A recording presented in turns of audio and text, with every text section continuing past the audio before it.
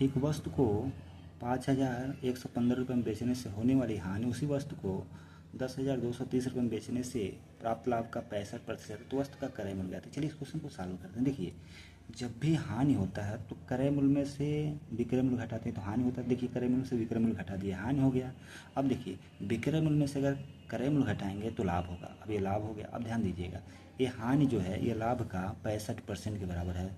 तो अब देखिए, तो 65% अगर लाभ के बराबर है तो 65 को क्या 65/100 लिखेंगे। अब इसको 5 से काटेंगे तो ये 13 बार में कट जाएगा, ये 20 बार में कट जाएगा।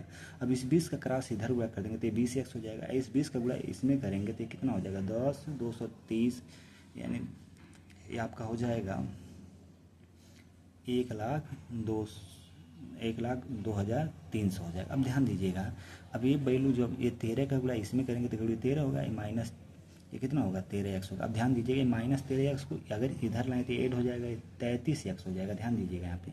अब इधर देखिए, अगर यहाँ पर 10,230 अगर इसमें इधर आएगा तो ये प्लस होगा, ये माइनस है तो ये देखिए 13 का कामन लेंगे, अगर 10,230 तो 13 बच जाएगा। लेकिन इसमें से अगर कामन लेंगे तो ये जीरो का मतलब 10 बचा, क्यों गुणे 10 लिख सकते हैं एक जीरो का मतलब, तो ये 10 बच गया। अब देखिए 23 और 10 जोड़ें तो कितना हो जाए 13 और 10 जोड़ें तो 23 होगा।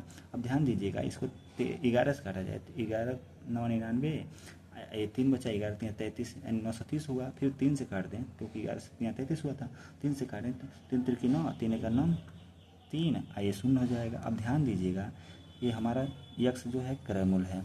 अब गुणे क्या होगा यहाँ पे, ये 23 होगा। अब इन्हीं दोनों का हम गुणा कर लें तो आंसर हमारा क्या हो जाएगा, आ जाएगा। ध्यान दीजिए, जब जीरो बढ़ गया एक जीरो। अब 23 का मतलब क्या होता है 23।